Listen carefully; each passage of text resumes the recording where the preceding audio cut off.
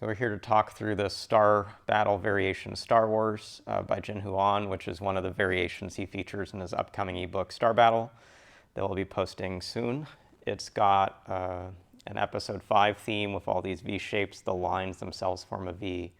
A lot of the region shapes are also Vs. And one of the things I see quickly whenever I get a V shape in a Star Battle is that we have effectively two 1x3 allocations of the stars, one in this space, one in that space, and you can have both of them sort of within this. So this is not to say that there couldn't be two in that region, but you can't put stars in the blackened cells because they'll cancel out stuff around them.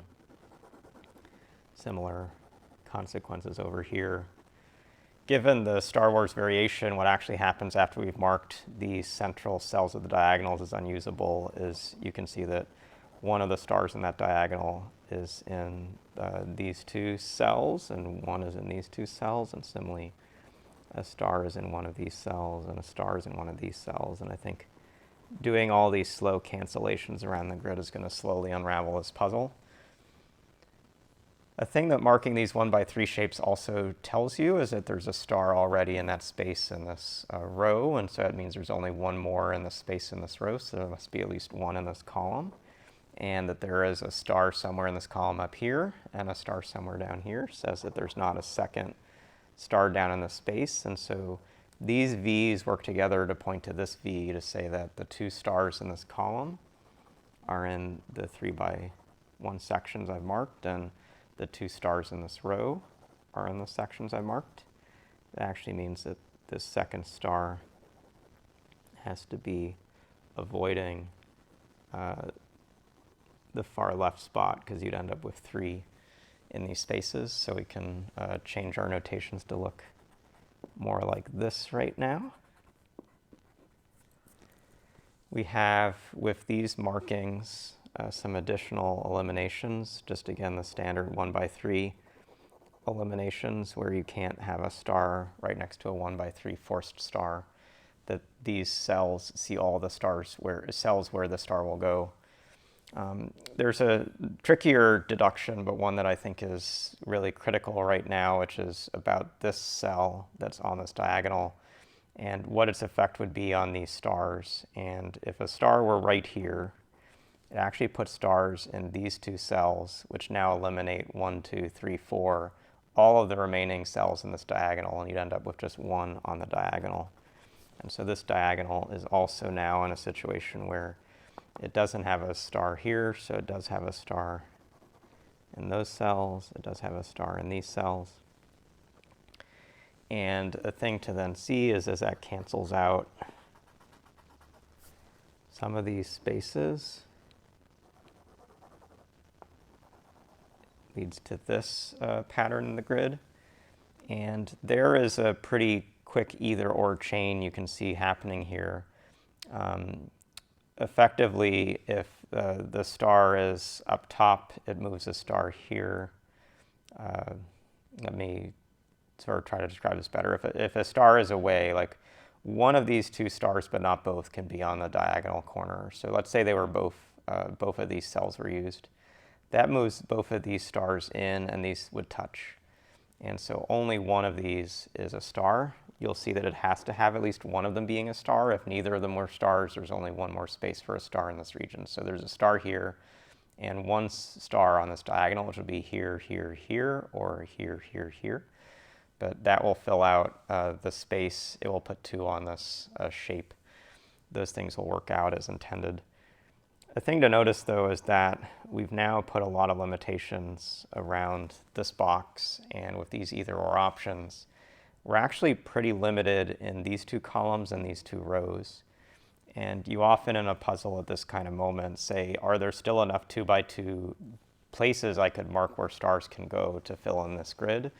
And in some case, there's a star that could go here and another star that goes here. In practice, it actually looks like this, that to get 4 stars in these two rows, they've got to go in these spaces, and to get 4 stars in these two columns, they've got to go in these spaces. So again, pretty limited deductions that we're getting by looking at this stage of the grid. This is, I think, one of the key, actually these two are the key putative stars to place right now, because they finally intersect in this upper right corner where we've not been able to do too much. But there is going to be one star in these 3 cells, one star in these 3 cells. You cannot use this cell. And this completes this column. And this completes this row. And doing that now actually limits where the vertical star in this column goes to these 2 cells, which cancels this and forces a star I just marked. It does the same over here, forces a star like I just marked. And it also limits this diagonal to put the star down here, which forces the diagonal chain we talked about. This region has to have the 2 stars just shown, this star here to complete it out. This star moves up, which moves this star to the left. This column is finished, so this star also is to the left, and one more star here to do the right steps there. This row is complete, this row is complete, so the remaining star is right there. Moves this over, so we got a star right here. 2 in this column are both marked, so I'll shade this up.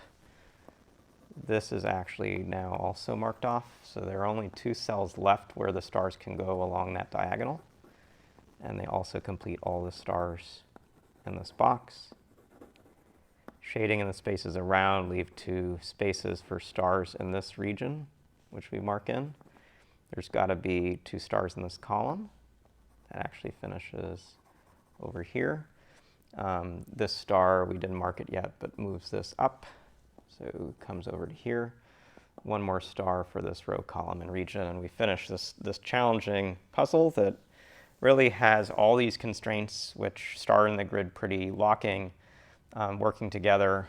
The ways regions point towards each other to limit where the last cells go. The places where you've got 2 by 2 constraints limiting to a star here, here, here, and here, here, here, here. And then those stars coming back to this final region, the upper right, are all the steps I believe are necessary along the solving path, and hopefully seeing me go through them slowly, use some of my notation to mark the partial progress to get them in the grid, helped you understand some tracking for star battle puzzles to get through not just this one, but future ones. If you enjoyed this variation and other puzzles in the Star Battle week, definitely encourage you to look for the ebook, Star Battle by JinHoo Ahn, which will be up shortly. Thanks, and we'll see you again soon.